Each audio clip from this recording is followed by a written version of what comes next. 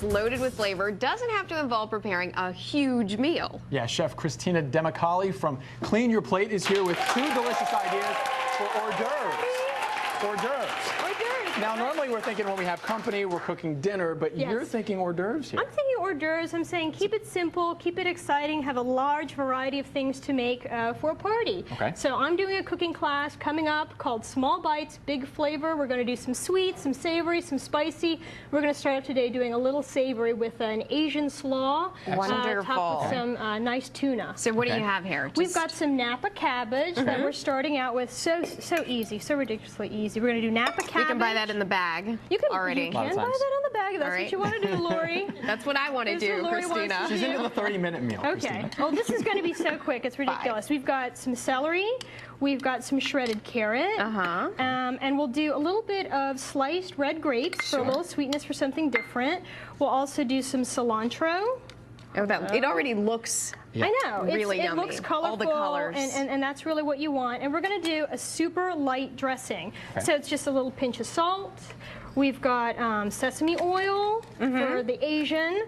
We've got rice vinegar for a little more Asian. Sure. We've got some brown sugar for some sweetness. You know, I never thought of putting grapes in a slaw. Well, you know, it's interesting. If you're going to eat it right away, it's nice because it gives you some sweetness. If it's going to sit a little longer, you might do something like dried cranberry or raisins would be perfectly fine too. I'm noticing healthy here because you're not using a lot of dressing at all. You don't need a lot of dressing. A lot of time we're over dressing the salad, and we don't need to do that today because we want to keep everything crispy. We want to give it just a touch of flavor. There's so many flavors in here already.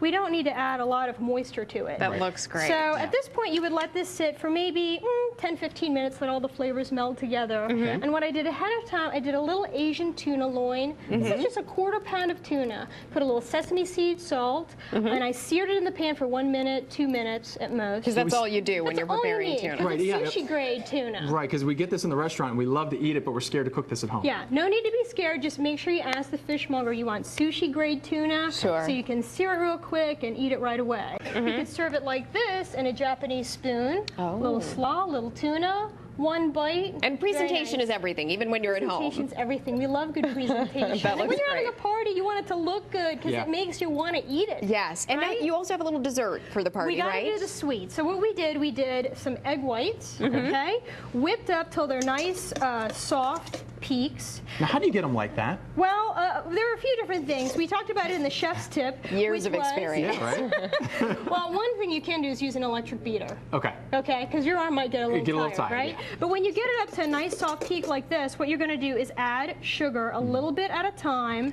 and whip, whip, whip, whip, whip. So now you're thinking, I need to get that electric mixer, Gotcha, right? Because it's going to take a while. So you incorporate sugar into this until you get to this point. Oh, that looks fabulous. See the difference? It's super glossy and thick, and it's got sugar in it already incorporated, and that's the consistency you want. And now what are we going to do with that? Now we're going to add crushed pecan, a little sweet.